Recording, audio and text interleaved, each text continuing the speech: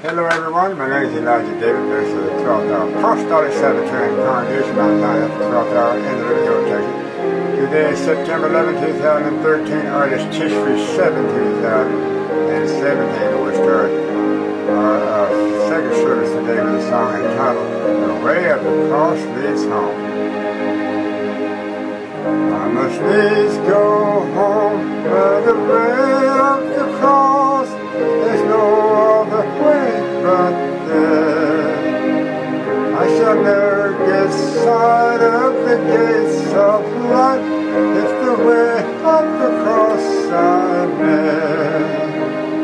The way of the cross leads home. The way of the cross leads home. It is sweet to know as I onward go.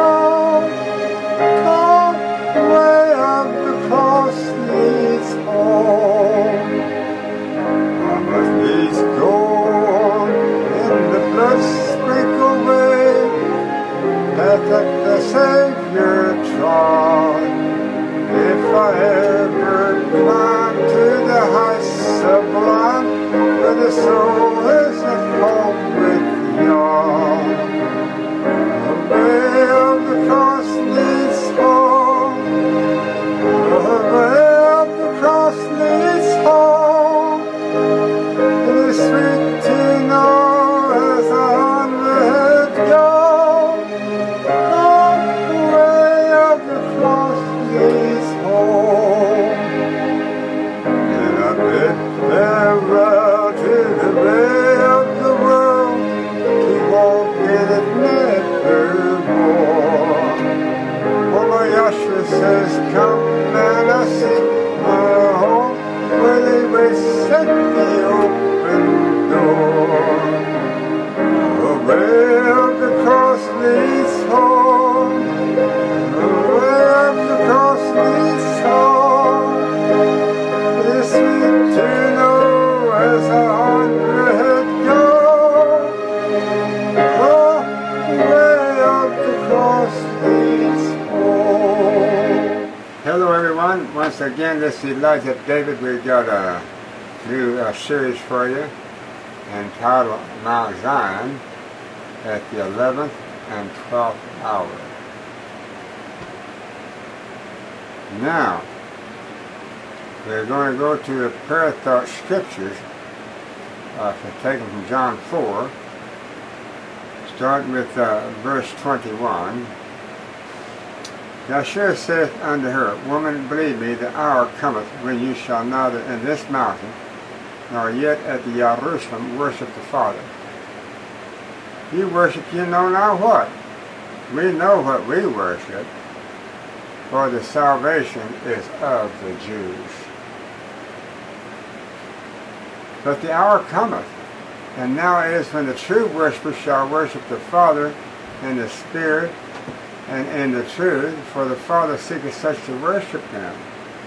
And what hour is that? Can you see this closely right here on the track to my right?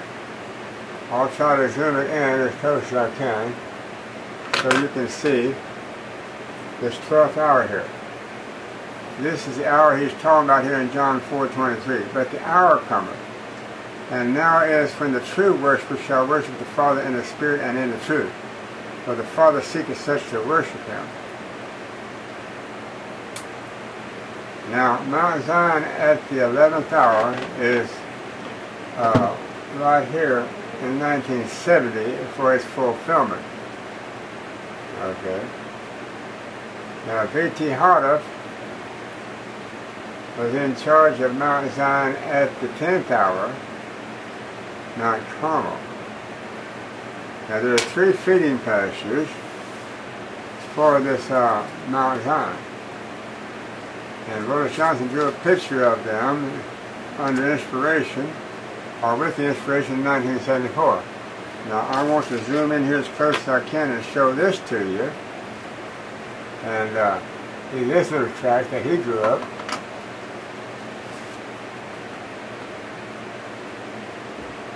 Now it's you'll see right there 3 feeding pastures: Bashan, Carmel, and Gilead. You see that big mountain up in the air there is a goat head symbol. Now, the prophet Burles Johnson drew this covering for this track in 1974, and he entitled it Kingdoms 74.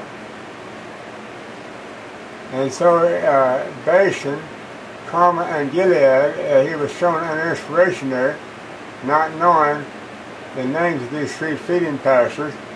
And Gilead is the one that we fed in from 1970 to 2002. The shepherd rod fed in Mount Carmel from 1930 to 1970, and the Seventh-day Adventist, Mount Zion, at the beginning of the 10th hour, fed in Bashan.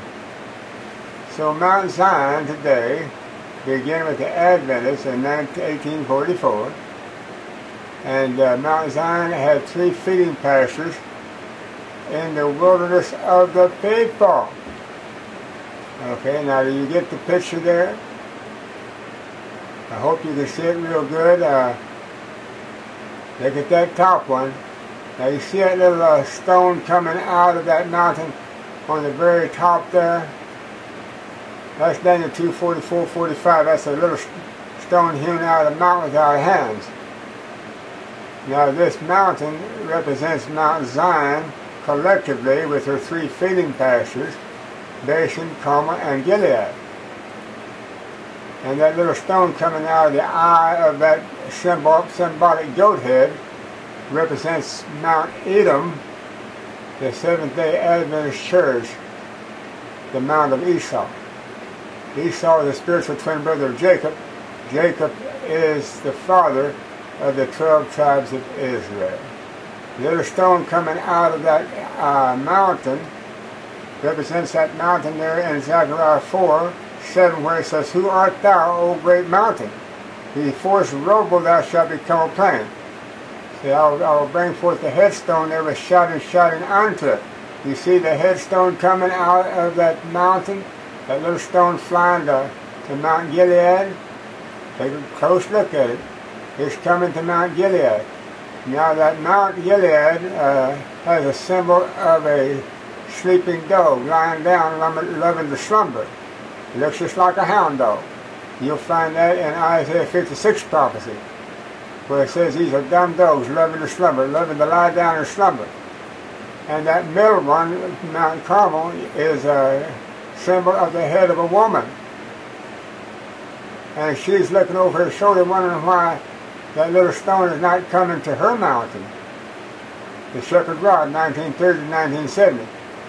And Bashan, that represents the Seventh-day Adventist Church over to your left, or to my left, probably to your right, I don't know.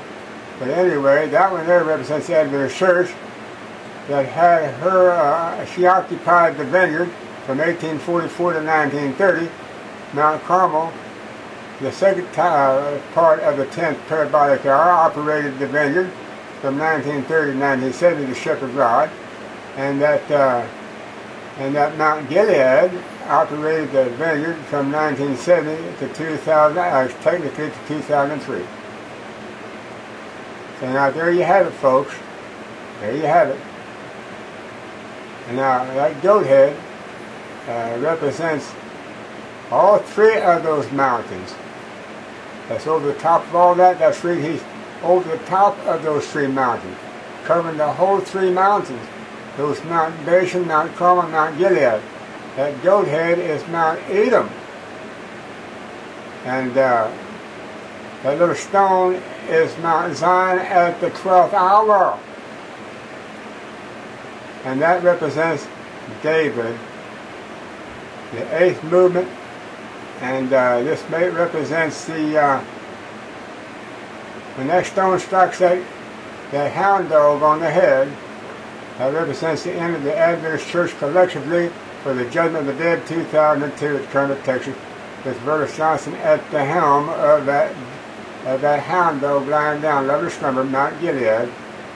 The third feeding pasture. Those are the three feeding pastures of the Adventist Church from 1844 up to 2003. Let's repeat John 4:22.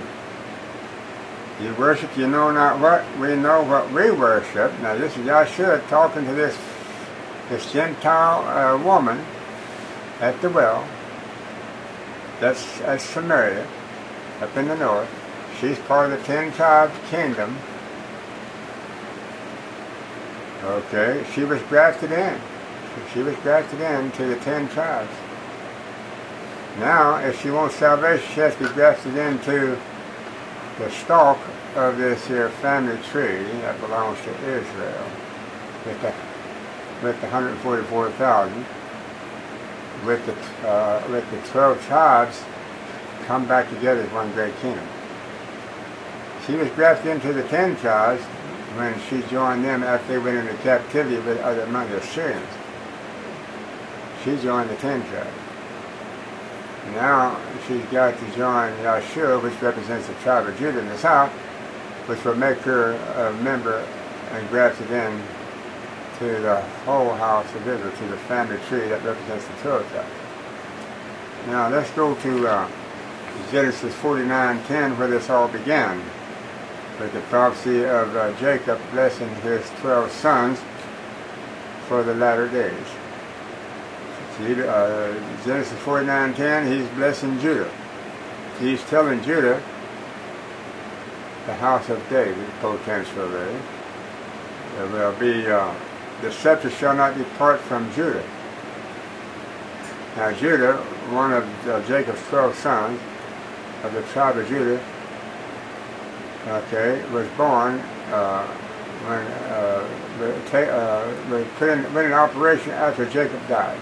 His 12 sons took the 12 tribes that they represented to become the heads of their respective 12 tribes. They became the priests of the 12 tribes that they were raising up. Judah was one of them. And so now it says, the scepter, though, shall not depart from Judah. There was only one scepter given, and that scepter means authority for Yahweh's government to be taught and to be put into operation, with the tabernacle and everything intact. True worship, in other words. Judah was put in charge of true worship for Israel, thrown down to the end of time. David was one of the sons of Judah that came through the genealogy of Judah, when he come along 500 years later. Okay. It says, the scepter shall not depart from Judah, nor a lawgiver from between his feet, until a shadow come, and unto him shall the gathering of the people be. So, a scepter means authority for Yahweh's government, to be in charge of Yahweh's government shall not depart from Judah. Okay. So, that went into covenant law at the death of Jacob. So now it says, well, I'll tell you what now let's do now. Let's go read Psalm 105, verse 8, 9, and 10 for a follow-up on what we just talked about. So it says, he hath remembered his covenant forever, the word which he commanded to 1,000 generations, which covenant he made with Abraham, and his oath unto Isaac, and confirmed the same unto Jacob for a law, and unto Israel for an everlasting covenant. Okay. When Jacob overcame, wrestled with the angel all night, he prevailed. The angel changed his name from Jacob, no longer to be called Jacob, but to be called Israel. Meaning, when you get that name Israel, it means that you're the overcomer in the house of Israel. And any of those others that don't get that name change, then they remain, they don't even remain Jacobites. They remain the tares. They have converted to tares. Now they've got to be destroyed and burned. If you can't get a name change by overcoming, then you will die with the wicked. Okay.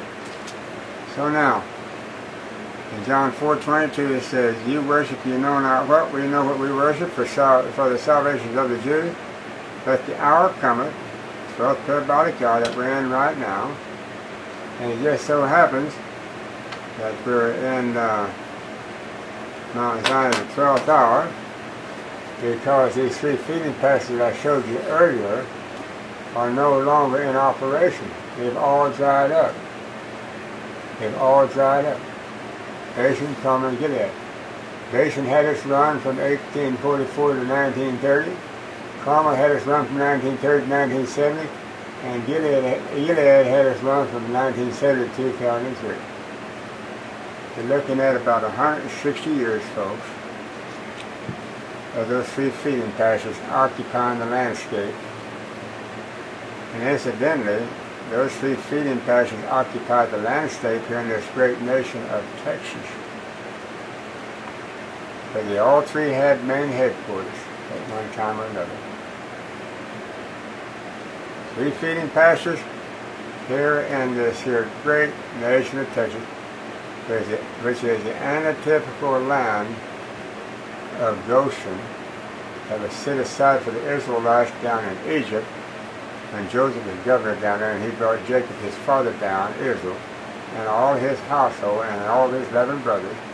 Now we have the 12 brothers back together with the father down in Goshen in Egypt. And that's where they remained for the next several hundred years until Moses came down and delivered them in 1500 BC out of the bonds of Egypt. So he delivered the seed of Jacob and his sons that they started down in Egypt. And it's all started down in the land of Goshen. Texas is antitypical Goshen here in the wilderness of Egypt. Egypt is all of the states round about us. I decided to go ahead and show you this map of the United States. Hopefully you can see most of it. Here's Texas right here. Right in the very southern part of the collective 50 states of the United States. Now this is Alaska. This is your 50th state, they call it. And Hawaii, here's your Hawaiian Islands, which is, I believe, the 49th state. So, Texas is one of the 50 several states, according to the United States. Texas could never be a state. It's always been a sovereign nation. There's been 6 different flags fly over Texas, and showing that there's been 6 different entities or countries and that have ruled over Texas. Okay, now Texas, we're located right here around the Austin, Texas area. If I can see it here, right here. This is where we're located. I'm about right here. Liberty Hill, Texas. It's a little bit north of downtown Austin, Texas. We're almost in central, we're about 100 miles removed from central Texas. So, we're going more east here in Texas. We're on the same meridian, I believe it's the 34th meridian, with Israel. When you go straight across, as a crow flies, straight, across the Atlantic Ocean, it goes right through the heart of Jerusalem. Austin, Texas area. Now when I was out in Kermit, Texas for 20 years, it was right over here, due west of Austin. It was also on the 34th meridian with Jerusalem. So I went in a straight line east 400 miles when I left Brother Johnson in 2003 out in Kermit, Texas. This is where we were at in Kermit. This is the desert out here. This is hill country here in the Austin area. And as I said, about 400 miles apart. Now Texas in prophecy is antitypical Goshen. Goshen down in Egypt was a parcel of land set aside for Israel. Now when I say for Israel, Joseph at the time was a governor in Egypt. And Joseph in the second year of the famine, of the 7 years of famine, Joseph sent for his father in the land of Canaan to bring him down to Egypt, where they had plenty of food to eat. And because Joseph had saved Egypt from starvation by guiding them through the 7 years of plenty by a vision of Yahweh, interpreting the vision of Pharaoh, Joseph was granted to be governor over all of Egypt and in charge of all the harvest and the seed sowing and everything. And he was also over all the Egyptians in the land. Now, that was and so when Israel needed a place, his father, the name was Israel, to come and live, Joseph sent for him and brought them all down to Egypt. And that's where the seed of Jacob stayed for the next 215 years, down in Egypt. Now, Goshen today is Texas. Now keep in mind that this is Texas and heart of the United States, in the south part. This is the Rio Grande right here, the southern border of Texas. And across the Rio Grande River is Mexico, to our south, called Little America or South America. South America is past Little America, which is Brazil and all those South American countries below Mexico. Now over here, folks, and over here on the East Coast is Virginia and Maryland, little tiny state of Maryland. Here's Washington, D.C. right here. Now, this Washington, D.C. is not a state. It's only 10 square miles, carved out of the United States. And those Illuminati Catholics that came over here in 1776, at the time of our independence, from the 13 colonies, 7 from England, we had the beast carved out a piece of East Virginia and Maryland. Now, this Illuminati cleverly named these states because when you take the IA off of Virginia, you got Virgin. And when you take the LAND off of Maryland, you got Mary. So you got Virgin Mary that owns Washington, D.C., which is not a state. It's an alien nation that the Vatican owns. And the Washington, D.C. at 10 square miles is laid out in the form of a goat's head. And you see the map of it, how it's laid out. Okay. Now, this is the alien nation, Washington, D.C., that's ruling over the 50 several states of the United States, including Alaska and Hawaii. And not only that, but also the Virgin Islands, and you have a rule in Puerto Rico. They own Puerto Rico and Guam and various islands around the world. Okay. Now that's all, and now this here government, Washington, D.C., they call them United States. The United States don't tell us nothing. United is a past tense adverb. States is a state of mind. All that Washington, D.C. set up these 50 states as independent corporate independent corporations. They have their own White House. Each state has its own White House. It has its own legislature. It has its own president, they call governors. And they have their Congress and the Senate. And they are, each one of these states sends a congressman and a senator as a representative to sit in this White House and the legislative department of the White House here in Washington, D.C.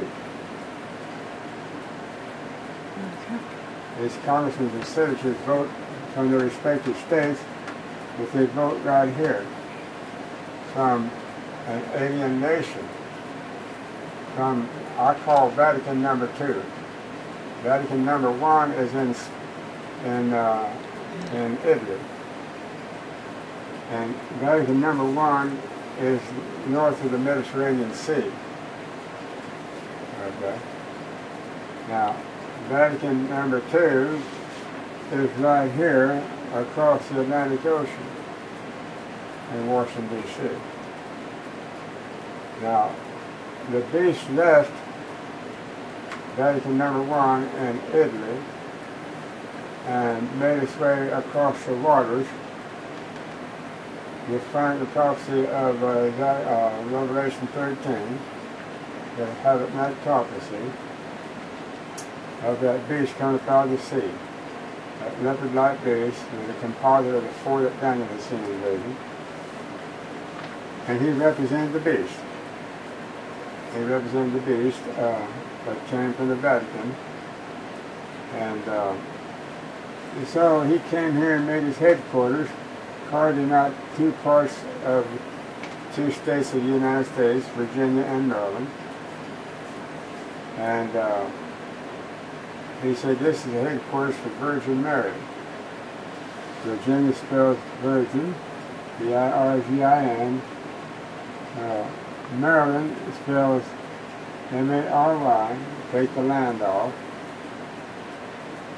Because if you leave land on there, it means that Virgin Mary is only taking charge of that particular part of the ground, the United States. If you take the land off there, it means that Virgin Mary is going to rule over all the 50 states. Now, Virgin Mary is a woman, and the Catholics have exalted her into the heaven, and they pray to her as a goddess. Now, we have an image in New York State, right here. Here's New York, called the Statue of Liberty. And it stands in the harbor at Hudson Bay, there, and looking out across the ocean at the newcomers that wants to come to the United States. And it's a woman's statue. It's about 100 foot tall. Now, this Statue of Liberty is a statue of a woman. But that's an image of the statue of Nebuchadnezzar that he made of himself. So it changed all the way from a man's statue to a woman's statue. So no doubt that Lady Liberty that stands in our Manhattan harbor, right there in New York, represents Mother Mary. Okay? And she also represents the Queen of Heaven. Okay? Now, we dwell in the antipodal land of Goshen today. And if we can get our camera now focused on Texas, once again, I want to show you something here.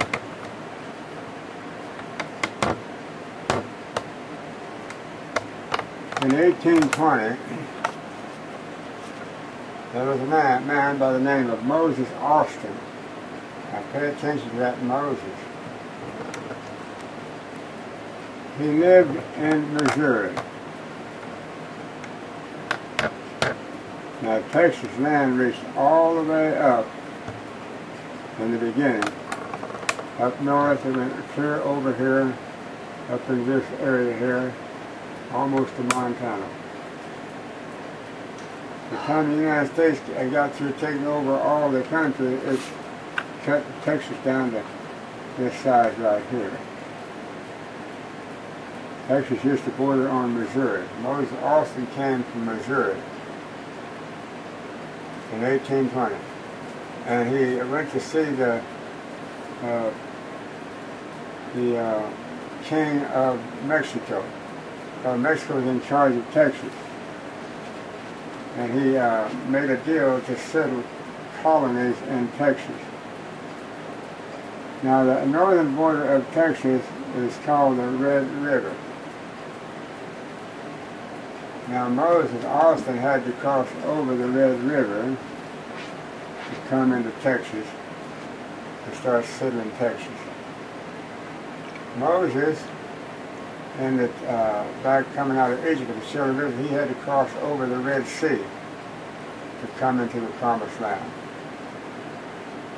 Now Moses Austin had to come over the Red River, which has the same meaning as the Red Sea did to Moses. They both have the same name. And Moses Austin brought the colonies here in 1820 to settle and colonize Texas with the permission of Mexico that was in charge of Texas. Okay. And so this Texas in Atlantic Ocean represents the Promised Land that Yahweh had promised to his people in the Western Hemisphere. Okay? Yahweh promised this to his people. And so now it comes time to start claiming this land. So he sent another man by the name of Moses into Texas. And Moses brought his son, Austin, brought his son named Stephen Austin. And that's where we live at now, in the region of Austin, Texas area. Because the Austin, Texas area was named after Moses Austin. Okay. People think it's named after Stephen Austin. It's named after Moses Austin. So, what we're looking at, Austin, Texas, we can call it Moses Austin. That's who it's named after. Okay, now. So now we are here in the land of Texas, in this great nation of Texas. And we call it land now. It's good to call it land, and now we're going to call it the Promised Land of the Western Hemisphere. Now, there's a lot to be said what's going to happen here in Texas. You've got prophecies in the Scripture that talks about, in Ezekiel 20, verse 31 to about 40, that Yahweh's going to gather his people out of all nations when they have been scattered, and he's going to bring them into the wilderness of the people. And he's going to speak comfortably with them there. The wilderness of the people would be here in Texas. So he's going to bring them to fulfill that prophecy in Ezekiel 20. He says, I'm going to cause you to pass under the rod and into the bond of covenant, and I will purge out the rebels from among you. I'll purge out the rebels from among you in the wilderness. And they'll not enter into the land of Israel over here across the Atlantic Ocean into the Israel proper. They'll not enter into that. Now, so what does that tell us? The key word is, I'll cause you to pass under the rod and into the bond of the covenant. Now, the only place in the world in these last days where the rod is born from prophecy is right here in Waco, Texas. in 1934. The rod was born in California in 1930, here at Loma Linda, California, and Adverse University today. That's where the rod was born, was Yahshua. He was a Sabbath school teacher there.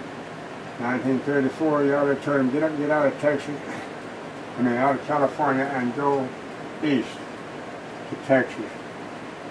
And the Holy Spirit brought Yahshua and his people from California in 1934, and they came to Waco, Texas, right in this area right here. Austin is here. Waco is right here, 100 miles due north of Austin, somewhere in this area right here.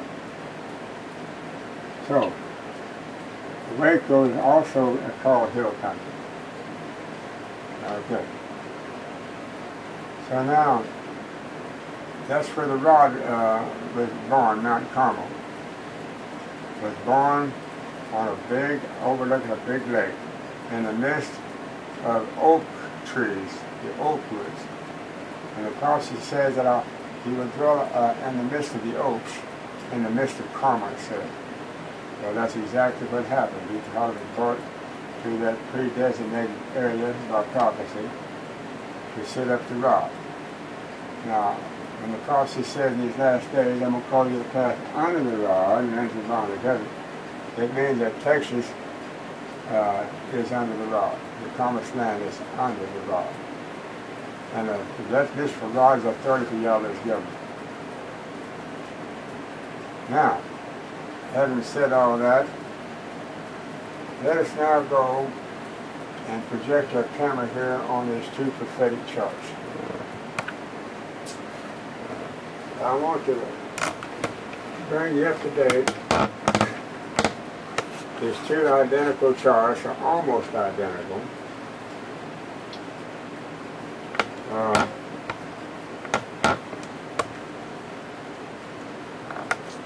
Yahshua, when he drew this chart here, about 1930s, had this chart drawn, he put the shorthand on 11. He put the long hand on 12. And he showed where the 12, number 12 brought the daylight, the 12 hours of the day to an end. Okay? Well, when you start counting 12 hours a day, as Yahshua said in John 11:9, oh, they're not 12 hours in a day.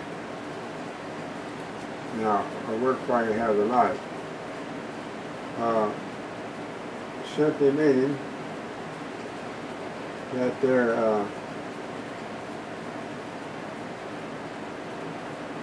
if you start counting this one over here, you've done lost 1 hour of daylight because you started with 12. So now, when you put the 1 in the place of 12, then you start counting 12 hours and you come to a 1 again over here at sundown. Now look at this clock right here. This clock right here is on, the short hand's on 11. The long hand's on 1. And this is 11 o'clock. You got 2 hours till sundown. And so, when the 1 begins, to start the first hour of the new 12-hour day, the sun goes down, and the shorthand is lined up with the long hand on 1. That's the end of a 12-hour day. But when you're on 11 o'clock, you got 2 hours of sundown. When this long hand makes 1 hour circle, it ends up on 1, but the short hand is on 12. Showing you still have 1 hour of daylight left when the short hand gets on 12. That's the result of moving these numbers all back and starting the daylight with the first hour instead of the 12th hour. So when you see this chart over here, you have to start the daylight with the 12th hour, and you had the sun going down at the 12th hour. But you still had one more hour left of the daylight when you hit number 12, and yet that hour would count the first hour of the night, the way he's got it set up. In the beginning, when Yahweh created the heavens and the earth, He created the heavens and the earth, He started with day one. And He started with the first day of the week. And He started with the first minute of the first hour. And so indeed, when you start counting 12 hours a day, you always start with number one. Okay? So why is that important? Because in the 24-hour day, you get exactly 1,440 minutes. The 24 one-hour periods you divide, or you multiply 24 times 60 minutes to an hour, and you get 1,440 minutes. You add 2 zeros to 1,440, and you've got 144,000. All it would equate into 144,000 seconds. At any rate, that's how you get the number of the 144,000 in a 24-hour period. But if you start the day at 12, you only get 132 minutes in a day. I mean, 1,320 minutes in a day. But if you start counting with number one, you get 1,440 minutes a day. And that's the difference. And remember in Daniel 7:25 it says, the man of sin thought to change times and laws. Well, there's your changing of times and laws. First thing you did was manipulate the clock on your wall. Every one of you make your new clock face and put 1 in the place of 12. And then when it gets back to 1 again, you have successfully finished out 12 hours in that day on that clock. Okay. So now, and you start the first hour in the morning. So when the sun comes in the morning, what is it? It's 1 o'clock. First hour of the day. That's how Israel counted time. Back in ancient Israel day, they had a clock dial, and that they had set up out there on the ground. And they had number 1 at the rise of the sun. And when the sun rose in the morning, they cast a shadow there on number 1. They didn't cast it on 12. The 12th hour, the last hour of the night, was already over. The sun came up and cast a shadow on 1, not 12. Okay. I had a young man here on my property. He's still here right now. Learn how to count time by looking at the sun. And on my cell phone, which the atomic clock setting by the international government had advanced my clock 1 hour to daylight saving time, causing me to lose 1 hour of daylight in the daytime on my clock. Okay. But this young man, I asked him one day, we was out working, and I said, I wonder what time it's getting to be of the day. And he looked up at the sun, and he raised his hand up and looked at the sun. He said, it's about 1 o'clock. Well, I said, let me look at my cell phone clock on it and see what it said. Well, it said 2 o'clock. So this young man was counting time by creation time, going by the sun, and my time showed that creation time was an hour advanced in the daytime, was incorrect.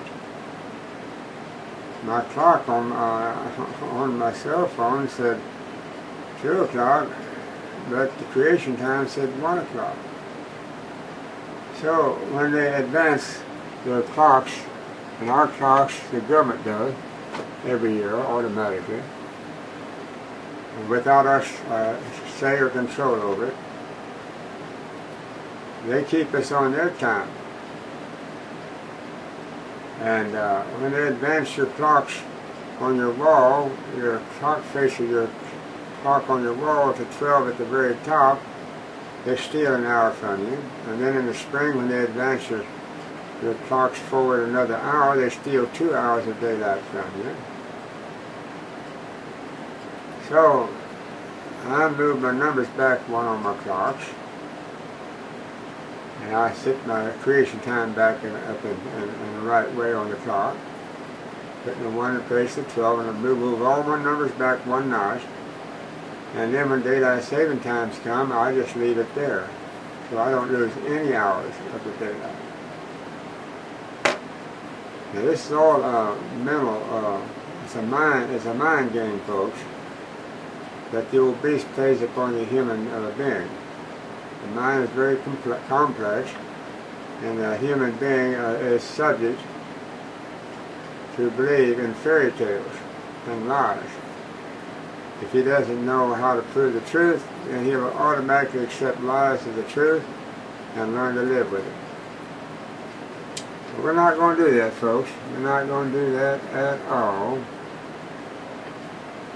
And so now what I want to do is I want to go into V.T. Hollis track, Mount Zion, at the 11th hour. And as I showed you here, if I could get my camera now back on these prophetic charts over here, I want to show you, because the name of my sermon is Mount Zion at the 11th and 12th hour. Now, on this chart here that I've modified, a V.T. Hollis, I've run all the numbers back one notch, putting the 1 and starting in the place of the 12. And now I'll put this here shorthand back here on 11. It was on 11 here. Since I moved 11 back here, I moved the shorthand back here also. Now this is Mount Zion at the 11th hour. This is a correct reading of the clock now. But you have 2 hours until sundown. But V.T. Hollis had this chart over here, this original one he drew. He had the shorthand on 11. I have the shorthand on this modification one on 11. But there's only 1 hour to sundown when the shorthand is on 11 over here on the original chart of V.T. Hollis. But what you're going to do at the 12th hour, you got to account for 1 hour daylight for it, but all of a sudden, now the 12th hour gets left out, then it has to govern the first hour of the night. So that's the reason I moved the numbers all back one. So the 12th hour can appear right here, 1 hour before sundown. And then when you count all the hours accounted for between each one of these numbers, starting with 1, when you get right here between 12 and 1, you will have successfully completed counting 12 full hours in the daylight. This is Mount Zion at the 11th hour. In 1970, V.T. Hollis called Mount Zion at the 11th hour and the 10th hour right here. He was in the midst of the 10th hour, but he said he was in the 11th hour. So he named his track Mount Zion at the 11th hour, the 8th track. And nevertheless, it was, and that's true, it was Mount Zion at the 11th hour. Because there is a Mount Zion at the 11th hour in 1970, and there's a Mount Zion at the 12th hour in 2002. So when this longhand goes around 1 hour, the shorthand's going to be on 12. Well, that's what's happened. This is where we're at now, right here. We're in the last hour of the daylight, but the 12 belongs here. Like I've got right here. Now, so, Mount Zion at the 11th hour, 1970. Mount Zion at the 12th hour, 2002, on. All right, now here's something else I want to show you. Here on this chart, you have 7 dominions depicted by V.T. Holler. But 7 times 3 is 21, only counting for 24 hours a day. When you give 3 hours to each increment. So, the Seventh-day Adventist gets the number 7. They get with the number 7th movement and the 7th dominion. David and the kingdom of David gets the 8th dominion. And the 12th hour. When the clock gets to 12 o'clock, then the number 8 kicks in.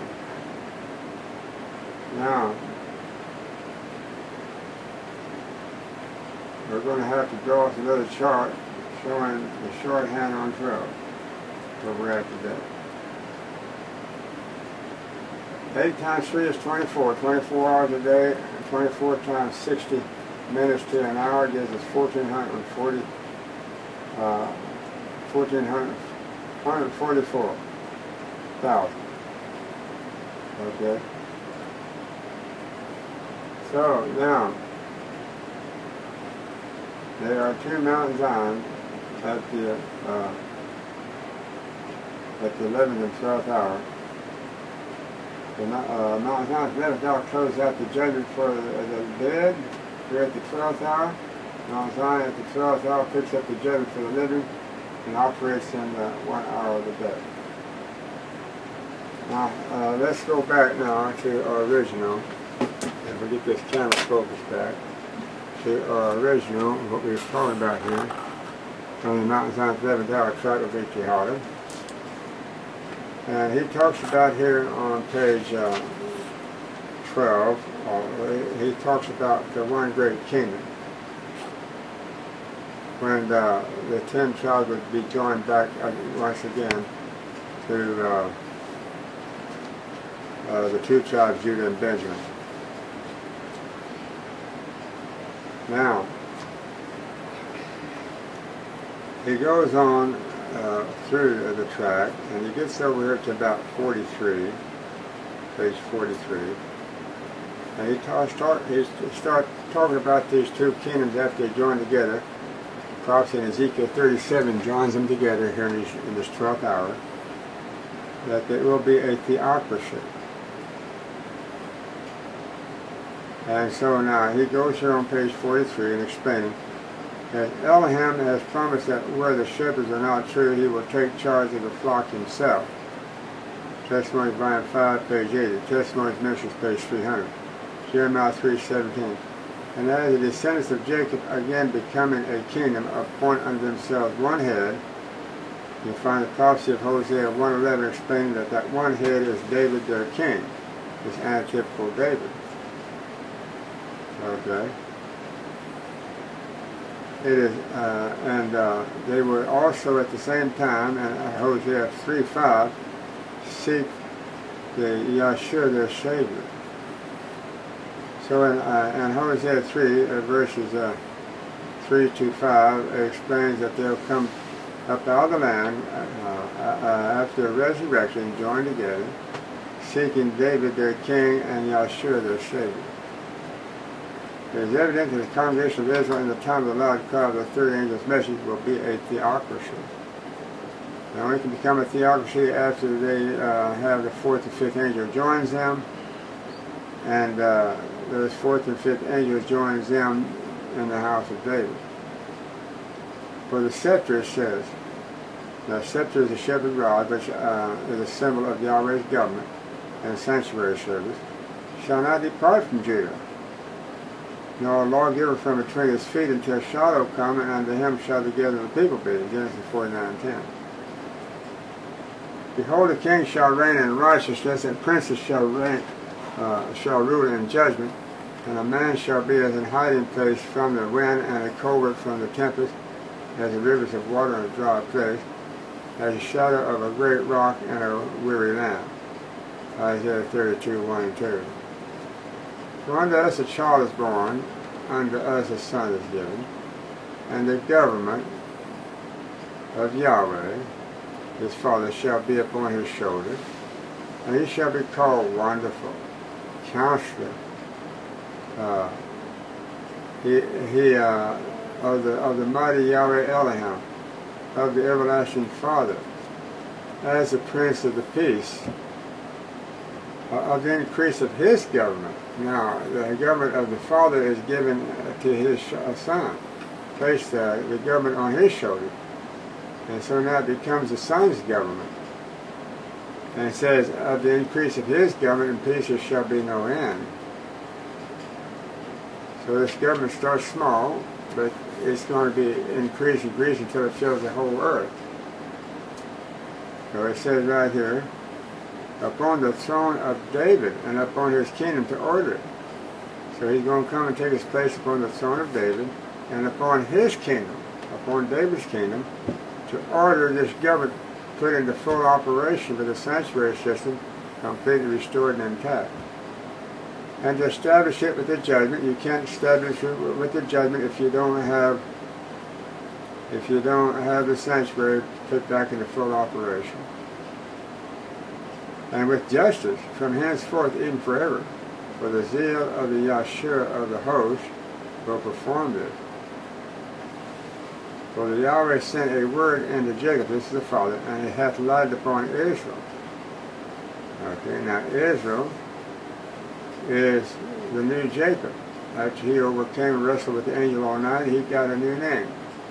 The overcomer got a new name, Israel. Same thing today. The overcomer today gets a new name, and it's nothing more than Israel again. Isaiah 9, 6 and 8. Behold, the Yahshua Messiah will come with the strong hand, and his arm, house of David, shall rule for him. Okay, now there you have it. His arm, the house of David, with David sitting upon the visible throne, his visible throne of David. He is going to rule for the Yahshua. Behold, his reward is with him. He will then give the kingdom. He will then give them the house of David, tribe of Judah, lawgiver, the kingdom. Now Yahshua, the kingdom has been given to him from the Father, and now he comes and he coronates his visible earthly king, antithetical David, and he gives the kingdom to him and the 144,000. And his work before him, he will then gather his people, Isaiah 40 verse 10. Who is his people? The 144,000. He will then gather the 144,000 after he gives antithetical David, put him in charge to rule over them. Then he gathers the 144,000 to them. Okay? Now we can understand Daniel. When we go read Daniel, I believe it's in Daniel 7, 22. Let's go read it right quick. If indeed we can get to it here. It says that until the Ancient of Days came and judgment was given unto the saints of the Most High, and the time came that the saints possessed the kingdom. Okay. Okay, then it says, verse 26, what's the reason that the time come for them to possess the kingdom? But the judgment shall sit, and they, the saints that has possessed the kingdom, they shall take away his dominion. Whose dominion? That beast dominion. That terrible beast that represents the New World Order that is run by Babylon, the woman sitting on the back of her, and in control of all kingdoms and powers of the earth, including the Vatican, the Catholic Church. And so the saints are going to be put in charge to take away the dominion of this new world order system composed of Mystery Babylon the woman, and that starts with Obama, and then you end with destroying the beast, and that ends with the Catholic Church system. And they shall take away his dominion. And what dominion is that? The beast has dominion over all the world, because he's taken over all 7 or 8 dominions. David is the 8th dominion, that's who we are. He hasn't taken us over, but he's taken over the land that we are on, and we've got to get our land back, showing that we have the power to do that from the beast, and that's the land of Texas I showed you earlier. Here in the Western Hemisphere, you got to gather all the remnant of the Western Hemisphere, but he's going to gather all the 144,000, all of all nations when they've been scattered, and going to bring them here into Texas, into the wilderness of the people, and going to cause them to all to pass under the rod and into the bond of the covenant. It's only the 144,000 that are required to pass under the rod, because they represent Yahweh's governing body. Okay. And the kingdom and dominion and the greatness of the kingdom, verse 27, Daniel 7:27, and the kingdom and dominion and the greatness of the kingdom under the whole heaven shall be given to the people of the saints of the Most High, whose kingdom is an everlasting kingdom, and all dominions shall serve and obey him. Now, all the dominions that the beast has been in charge of, which is all of them, all 7 of them actually, he is also, and so the house of David is going to take control of all dominions, and Yahshua is going to rule supreme upon the throne of David, along with antitypical David. And this brings us to close. If I state this out, you can contact us at the 11th Hour call, and that's number 11. Click on our audio archive. We're going to close this service now with a song. Work for the night is coming. Work for the night is coming. Work through the morning hours. Work while the dew is sparkling. Work mid-spring in flowers. Work while the day grows brighter.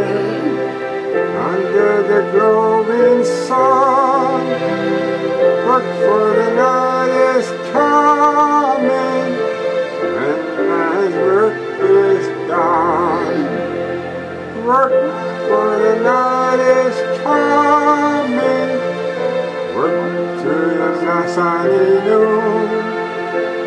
Fill brightest hours with labor, rest comes sure and soon.